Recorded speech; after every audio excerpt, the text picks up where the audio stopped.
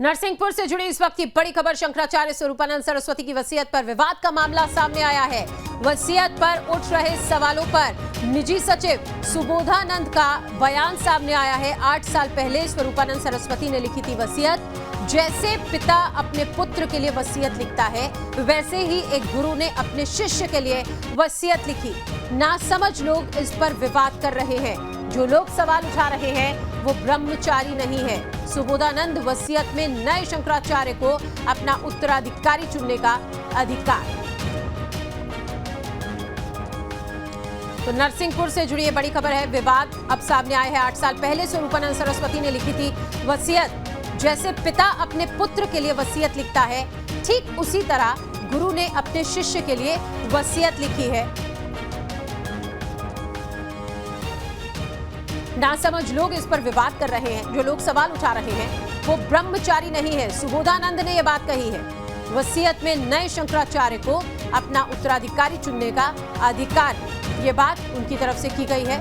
तो आप देखिए, नरसिंहपुर से जुड़ी इस वक्त की बड़ी खबर है। स्वरूपानंद सरस्वती की वसीयत को लेकर किस तरह से अब ये विवाद बढ़ता जा रहा है। ये विवाद सामने आया है। नरसिंहपुर से जुड़ी ये खबर आपको एक बार फिर से बता दें। शंकराचार्य स्वरूपानंद सरस्वती की वसीयत पर विवाद हो रहा है और वसीयत पर अब सवाल उठ रहे हैं। अब से कुछ ही देर पहले ये वसीयत पढ़ी गई, लेकिन आप देखिए सवालों के घेरे में है ये वसीयत। निजी सचिव सुबोधानंद का बयान सामने आया है। दुर्गेश हमारे साथ जबलपुर से और ज्यादा जानकारी के साथ मौजूद हैं। दुर्गेश, अब से कुछ ही देर पहले ये वसीयत पढ़ी गई थी और अब हम देख रहे हैं कि सवालों के घेरे में है ये वसीयत। फिलहाल आपसे इस पूरे मामले को विस्तार से समझना चाहेंगे। किन बातों को लेकर यहाँ पर सवाल उठाए जा रहे हैं, जरा विस्तार से बताएं। देखिए, निश्चित तौर पर जगत गुरु शंकराचार्य स्वामी स्वरूपानंद सरस्वती महाराज के ब्रह्मलीन होने के बाद उन्होंने अपने जीते जी उत्तराधिकारियों की घोषणा कर दी थी और उसके मुताबिक द्वारकाधीश और ज्योतिष पीठ के 2 पीठों को उन्होंने अपने उत्तराधिकारी दिए थे, जिसमें सदानंद सरस्वती महाराज और अभिमुक्तेश्वर महाराज को ये जिम्मेदारी सौंपी गई और दोनों को ही शंकराचार्य बनाया गया। जिस दिन भू समाधि दी जा रही थी स्वरूपानंद सरस्वती महाराज को, उसी दिन यहाँ से ऐलान किया गया था कि अब इन 2 पीठों के शंकराचार्य सदानंद सरस्वती महाराज और अभिमुक्तेश्वरानंद महाराज रहेंगे। और चूंकि शंकराचार्य जो स्वरूपानंद महाराज थे वो 2 पीठों के थे, लिहाजा उन्होंने 2 पीठों की घोषणा की और इसके साथ साथ उन्होंने वसीयत भी अपनी लिखी थी। लेकिन इस घोषणा के बाद ही बाकी जो मठ हैं, वहाँ के साधु संतों ने, वहाँ के जो पीठाधीश्वर हैं, उन्होंने ये मुद्दा उठाया कि ये जो शंकराचार्य की नियुक्ति की गई है जो 2 पीठों की, ये नियमों के खिलाफ की गई है या परंपरा के मुताबिक नहीं की गई है। तो ये उनके मुद्दे उठाए गए थे। इसके बाद वसीयत पर भी सवाल उठाए गए। लेकिन आज जब शंकराचार्य के निज सचिव सुबोधानंद महाराज ने मंच से श्रद्धांजलि सभा के दौरान अपनी वसीयत पढ़ी तो उन्होंने बहुत सी बातें स्पष्ट कर दी। हमने भी जब उनसे बात की थी तो उन्होंने स्पष्ट तौर पर ये कहा कि जो भी लोग इस तरह के सवाल उठा रहे हैं वो नासमझ हैं। उन्हें ना तो परंपरा का ज्ञान है और ना ही उन्हें हिंदू सनातन धर्म के रीति रिवाजों का ज्ञान है।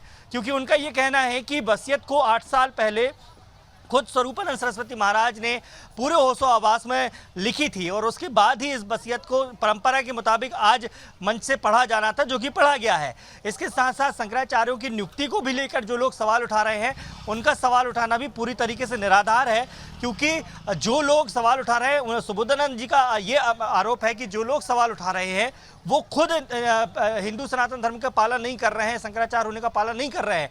क्योंकि शंकराचार्य होने के लिए ब्रह्मचारी होना बेहद ज़रूरी है। लेकिन जो लोग सवाल उठा रहे हैं वो तो गृहस्थी वाले लोग हैं, वो कैसे इस बात का पालन खुद नहीं कर रहे हैं तो वो दूसरों पर कैसे सवाल उठा सकते हैं। तो कुल मिलाकर कहा जाए, आज निज सचिव जो सुबोधानंद महाराज हैं, उन्होंने तमाम सवालों के जवाब दिए हैं और निश्चित तौर पर उनका ये कहना है कि जो लोग भी इस तरह के सवाल उठा रहे हैं, जो लोग भी वसीयत को लेकर विवाद खड़ा करने की कोशिश कर रहे हैं, वो केवल विवाद खड़ा करने की उनका मकसद है, इसके अलावा और कोई मकसद नहीं है। जबकि पूरी वसीयत पूरी तरीके से लीगल है, पूरी तरीके से परंपरा के मुताबिक है और उसका आज यहाँ पर वाचन किया गया है। जी, आप रहे हमारे साथ दुर्गेश। फिलहाल स्वामी सुबोधानंद जी ने क्या कहा था आपसे कुछ ही देर पहले जब वसीयत पढ़ी जा रही थी, वो पहले अपने दर्शकों को सुना देते हैं।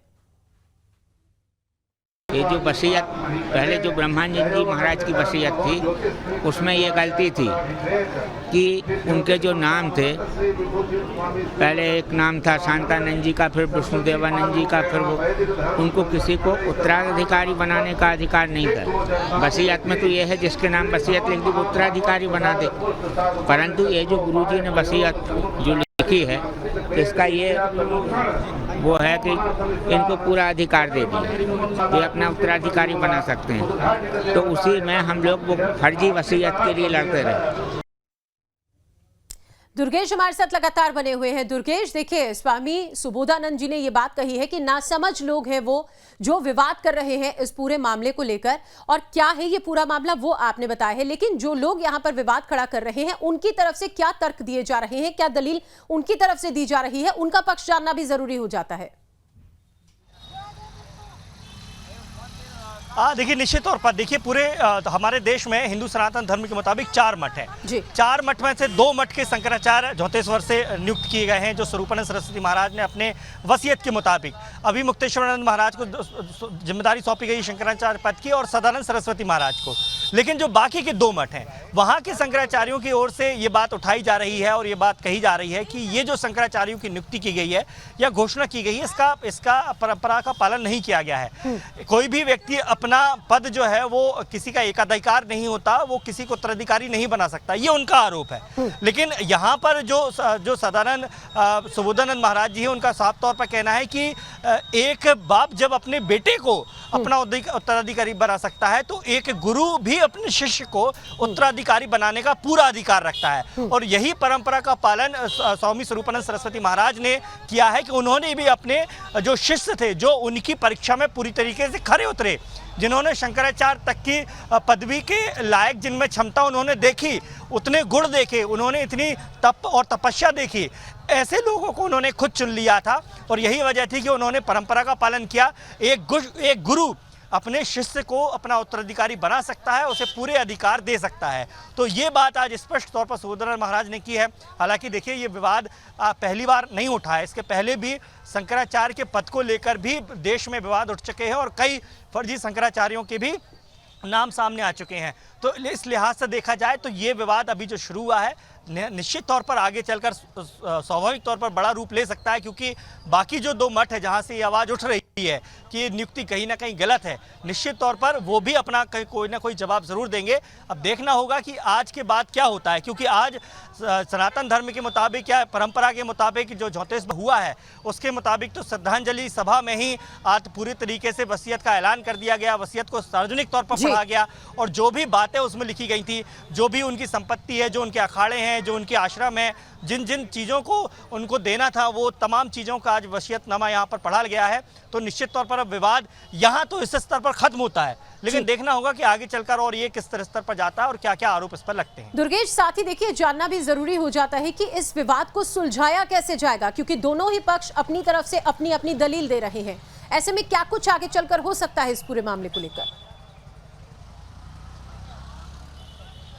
देखिए, निश्चित तौर पर ये जो विवाद उठ रहा है या उठाया जा रहा है, इसका एकमात्र हल ये हो सकता है कि चारों मठों के जो शंकराचार्य हैं, जो अब बन गए हैं, या चारों मठों के जो वरिष्ठ आचार्य हैं, वो बैठकर इस बात को हल निकालें। क्योंकि निश्चित तौर पर अगर सवाल उठते हैं पद को लेकर, वसीयत को लेकर या फिर बाकी चीज़ों को लेकर, तो फिर एक प्रकार का ये गलत संदेश जाता है लोगों के बीच में। क्योंकि जो शंकराचार्य का पद होता है वो ईश्वर के समान माना जाता है। ऐसा कहा जाता है कि आदि शंकराचार्य जो कहे गए थे कि आदि शंकराचार्य भगवान शंकर का रूप था, और वही परंपरा का पालन उनके मुताबिक किया जा रहा है। तो एक जो साधु, जो संत एक शंकराचार्य के पद पर पहुंच जाता है, वो ईश्वर के समान माना जाता है। लोग उन्हें गुरु बनाते हैं, गुरु और ईश्वर के समकक्ष रखते हैं। तो निश्चित तौर पर अगर ये विवाद बढ़ता है या इस पर आरोप प्रत्यारोप बढ़ते हैं, तो ये पूरे देश में एक बहुत गलत मैसेज जाता है, एक गलत संदेश जाएगा। तो निश्चित तौर पर इस बैठकर इस पूरे मठ में जो 13 अखाड़े हैं हिंदुस्तान में, जो देश में जो सभी साधु संत हैं, जो शंकर पीठों के जो शंकराचार्य हैं, वो एक बैठकर इस बात का निष्कर्ष निकालें कि ये विवाद कैसे हल हो, कहाँ गलती हुई है, कहाँ गलती नहीं हुई है। इस बात का हल केवल और केवल बैठकर ही निकाला सकता है। आपसी सहमति से इस बात का हल निकाला जाना कितना संभव है, ये अपने आप में एक बड़ा सवाल है। क्योंकि देखिए, जो दोनों तरफ से दलीलें दी जा रही हैं वो एक दूसरे से बिल्कुल अलग है। ऐसे में कितनी बड़ी चुनौती यहाँ पर दुर्गेश ये बन सकता है कि आपस में ये लोग बैठे, एक मीटिंग करें और उस मीटिंग में इसका कोई हल निकालें। देखिए, चुनौतीपूर्ण तो रहेगा, क्योंकि जैसा कि हमने कहा कि शंकराचार्य के पद को लेकर देश में पहले भी विवाद छिड़ चुके हैं। खुद स्वामी स्वरूपानंद सरस्वती महाराज का भी बयान आया था कि देश में बहुत सारे ऐसे लोग हैं जो खुद को स्वयं सिद्ध शंकराचार्य जिसे कहा जाता है वो घोषित कर रहे हैं, जो कि गलत परंपरा है, जो कि हिंदुओं को कहीं ना कहीं उनकी भावनाओं को ठेस पहुंचाने वाली चीज़ है। क्योंकि शंकराचार्य जो पद होता है वो बेहद महत्वपूर्ण होता है। हिंदू सनातन धर्म में शंकराचार्य को सबसे उच्च पद कहा गया है, जो आचार्यों से भी ऊपर होता है। तो अगर इस पद को लेकर भी सवाल उठते हैं या आरोप प्रत्यारोप लगाए जाते हैं तो ये बेहद गलत संदेश जाता है। और इस बात को खारिज खुद स्वरूपानंद सरस्वती महाराज ने भी किया था अपने बयानों के जरिए।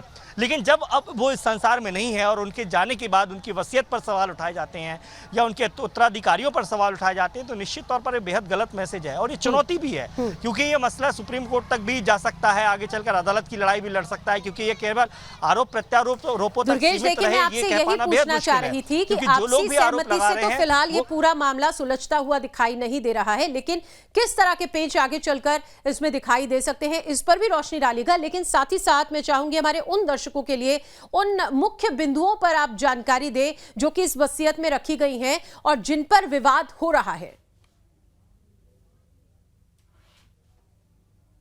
बिल्कुल, निश्चित तौर पर देखिए, दो बातें प्रमुख तौर पर इस वसीयत में जो उठाई गई हैं वो ये है कि जो सदानंद सरस्वती महाराज हैं, जिन्हें द्वारकाधीश का शंकराचार्य बनाया गया है, और ज्योतिष मठ के जो अभिमुक्तेश्वरानंद को शंकराचार्य बनाया गया है। पहला विवाद तो इसी मुद्दे पर है कि किसी भी शंकराचार्य का जो पद होता है उसमें किसी उत्तराधिकारी को नियुक्त नहीं किया सकता है।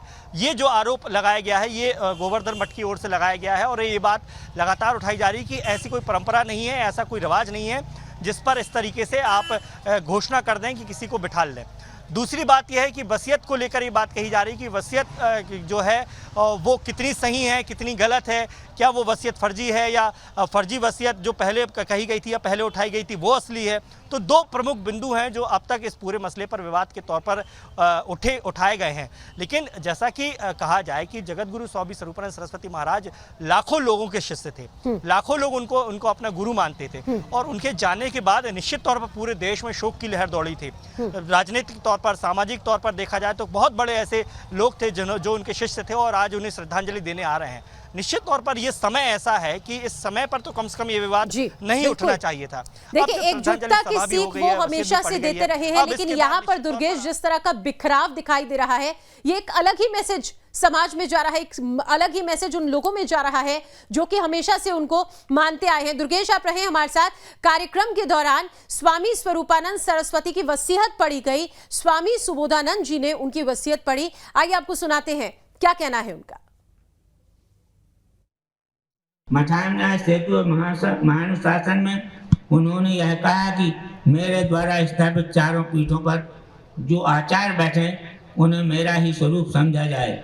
ऐसा कहकर उन्होंने अपनी सर्वकालीनता सिद्ध की। साथ ही उन्होंने निर्देश भी दिया, पवित्र, जितेंद्रिय, वेद वेदांग विशारद और समस्त शास्त्रों में समन्वय स्थापित करने की क्षमता वाला योगज्ञ ही मेरे पीठ पर बैठे। यह भी कहा कि यदि कोई अनधिकार चेष्टा कर उक्त चारों पीठों पर अन्यथा आरूढ़ होने की कोशिश करे तो मनीषियों को उसका निग्रह कर देना चाहिए। दोनों पीठों के गुरुतर दायित्वों का निर्वहन करते हुए हमें सदा इस बात का ध्यान रहा है कि इन पीठों का मठान्याय सेतु व महानुशासन में वर्णित योग्यताओं के धारक दो आचार्यों का अन्वेषण कर सकूं, जिससे हमारे बाद दोनों पीठों की व्यवस्था निर्विवाद रूप से आगे बढ़ सके। इसी दृष्टि से लंबे समय से योग्यता, प्रतिभा, कुलीनता, चरित्र, व्यवहार और विद्वत्ता तथा संप्रदाय निष्ठा आदि का अनुशीलन करने के बाद हमने आज से लगभग 13 वर्ष पूर्व अपने दो ब्रह्मचारियों को सर्वप्रथम दंड संन्यास देकर क्रमशः स्वामी सदानंद सरस्वती को द्वारका शारदा पीठ गुजरात के लिए एवं स्वामी अभिमुक्तेश्वर सरस्वती को ज्योतिष पीठ बद्रिकाश्रम हिमालय के लिए अर्थात दोनों पीठों के लिए हमने उत्तराधिकारी रूप से नियुक्त कर दिए हैं। मेरे ब्रह्मलीन होने के बाद दोनों क्रमशः शारदा पीठ द्वारका एवं ज्योतिष पीठ बद्रिकाश्रम हिमालय पर अभिषिक्त हो जाएंगे। दुर्गेश हमारे साथ लगातार जुड़े हुए हैं। दुर्गेश, आपसे इसी बारे में बात करना चाहेंगे। स्वामी स्वरूपानंद सरस्वती, जो कि एकजुटता की सीख हमेशा से देते रहे हैं, उनके जाने के बाद इस तरह का बिखराव क्या मैसेज दे रहा है?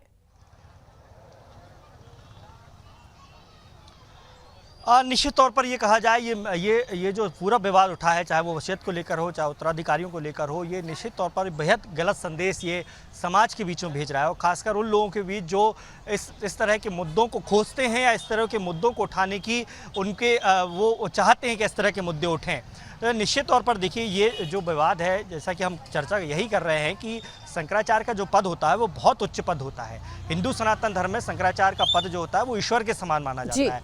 आदि शंकराचार्य का भी स्वरूप जो है वो भगवान शंकर का स्वरूप माना गया था, और उसके बाद ही आदि शंकराचार्य के बाद ही ये परंपरा शंकराचार्य को कार्यों की शुरू हुई, और फिर साल दर साल शंकराचार्य ने अपनी नियुक्तियां की हैं। हर मठ पर अलग अलग लोग विराजमान हुए, और स्वामी स्वरूपानंद सरस्वती महाराज को तो 2 मठों की जिम्मेदारी दी गई थी, यानी कि उनका कद तो और भी ज़्यादा बड़ा हो जाता है, क्योंकि द्वारकाधीश मठ और ज्योतिष मठ की वो जिम्मेदारी पिछले 2-5 साल से नहीं, बल्कि पिछले लंबे समय से वो इस पद को संभाल रहे थे। और तो निश्चित तौर पर जब इस तरह के पद को लेकर अगर विवाद उठता है तो समाज में गलत संदेश तो जाता ही है, साथ में ये विवाद की स्थिति भी पैदा करता है, क्योंकि जैसा कि मैंने कहा कि ये मामला ठंडा हो सकता है अगर इसे आपसी सहमति से बैठकर हल किया जाए। जो भी वाद विवाद उठ रहे हैं, जो लोग भी इस विवाद को उठा रहे हैं, वो कोई बाहर ही नहीं है, क्योंकि वो बाकी मठों के लोग ही हैं। उनसे बात की जाए, उनसे बिठाल के सहमति ली जाए कि आखिरकार गलतियां कहाँ हुई हैं, या कहाँ हम, यदि आपको लगता है कि हम गलत हैं तो हम उसका स्पष्टीकरण दें। तो ये बात जो मुद्दा है, अगर ये जितना जल्दी आपसी सहमति से खत्म हो जाएगा उतना ही अच्छा होगा। अन्यथा ऐसे इस तरह के मुद्दे अक्सर अदालतों की चौखट तक जाते हैं और फिर विवाद बहुत लंबा खिंच जाता है, जो समाज के लिए अच्छा संदेश नहीं है। तो जिस तरीके से ये विवाद उठा है, कोशिश होनी चाहिए तमाम उन आचार्यों की, तमाम उन वरिष्ठों की जो हिंदू सनातन धर्म में मौजूद हैं, इन चारों मठों के जिम्मेदारों की, वो आपसी सहमति से इस तरह के विवाद को हल करें और इस तरह का मैसेज जाने से, समाज में बीच में जाने से उसको रोकें। चलिए दुर्गेश, हम आगे बढ़ेंगे, लेकिन मैं चाहूंगी हमारे दर्शकों को आप बताएं कि इस वसीयत में क्या क्या लिखा गया है। कुछ मुख्य बिंदु जो इसमें है वो आप हमें बताएं, क्योंकि आप इस रिपोर्ट को कवर करते रहे हैं, तो आप विस्तार से उन्हें जानकारी दीजिए ताकि किसी भी तरह का कोई संशय अगर लोगों के मनों में हो तो वो साफ हो जाए। बिल्कुल, देखिए, स्वामी स्वरूपानंद सरस्वती महाराज के साथ जो सुबोधानंद महाराज रह रहे थे, वो तकरीबन कई दशकों से रह रहे थे उनके साथ, और उनकी मौजूदगी में ही उन्होंने तकरीबन 8 साल पहले अपनी वसीयत को लिख दिया था। यानी 8 साल पहले वो काफ़ी स्वस्थ अवस्था में थे, लगातार भ्रमण भी करते थे, तो ऐसी स्थिति में उन्होंने अपनी वसीयत को लिख दिया था। और वसीयत के पन्ने भी काफ़ी ज़्यादा हैं, हालांकि गिनती हमने नहीं कर पाए हैं, लेकिन जिस तरह से हमने वसीयत को देखा है, काफ़ी ज़्यादा पन्ने, और बड़ी विस्तृत तौर पर उन्होंने अपने पूरी जो उनकी संपत्ति थी या इस मठ की जो संपत्ति थी, खासकर जो झौतेश्वर धाम की हम बात करें, परमहंसी आश्रम की बात करें, तो तमाम वो जो चीज़ें थी जो उनके अधिकार में थी, उन्होंने उसकी विस्तृत तौर पर अपनी वसीयत में चर्चा की है। खास तौर पर जो 2 प्रमुख पदों की बात की जाए, जो शंकराचार्य के पद थे, उसको लेकर उन्होंने स्पष्ट तौर पर कहा है कि सदानंद सरस्वती महाराज और अभिमुक्तेश्वरानंद महाराज को शंकराचार्य का पद दिया जाए, और इसके साथ ही उनको भी अधिकार दिया है कि वो भी अपने स्वस्थ अवस्था में रहते हुए वो भी अपने उत्तराधिकारियों की घोषणा कर दें। तो 2 प्रमुख बिंदु इसमें इस पूरी वसीयत में लिखे गए हैं। इसके साथ साथ जो बाकी उनकी चीज़ें हैं, बाकी जो मठ हैं, बाकी जो उनकी संपत्तियां हैं, उसको लेकर भी उन्होंने विस्तृत तौर पर अपने हर एक जो उनके शिष्य थे या जो उनके ट्रस्ट है, जो उनके अंडर जो काम करने वाली संस्थाएं हैं, उनके नाम उन्होंने तमाम चीज़ें कर दी हैं। तो जो विवाद उठ रहा है वो तो ये 2 प्रमुख बातों पर है कि शंकराचार्य की जो उत्तराधिकारी है वो उन्होंने क्यों किया और कैसे किया। तो सुबोधानंद महाराज ने स्पष्ट तौर पर कह दिया है कि अगर एक पिता अपने बेटे को उत्तराधिकारी बना सकता है, तो एक गुरु भी अपने शिष्य को उत्तराधिकारी बना सकता है। तो इस यदि वाक्य को यदि इस बात पर ध्यान दें तो निश्चित तौर पर पूरा विवाद यहीं हल हो जाता है। लेकिन वसीयत पे और भी विस्तृत जानकारी अभी स्पष्ट रूप से निकलकर सामने आएगी, वो हम और डिटेल में अभी बताएंगे। लेकिन जो मुख्य बातें हैं, जो उनका ट्रस्ट था, जो उनकी संस्थाएं थी, उन्होंने सभी को बराबरी में जो उनके अधिकार में था वो उन्होंने इस वसीयत में लिख के गए हैं। चलिए, बहुत शुक्रिया दुर्गेश हमारे साथ जुड़ने के लिए। विस्तृत जानकारी हम आपसे आगे लेते रहेंगे, फिलहाल के लिए बहुत शुक्रिया। तो स्वामी स्वरूपानंद की वसीयत को लेकर फिलहाल अब आप देखिए कि यहाँ पर विवाद शुरू हो गया है। हालांकि ये देखना बहुत ही जरूरी होगा कि इस विवाद को किस तरह से रोका जा सकता है, इस पर किस तरह से रोक लगाई जा सकती है।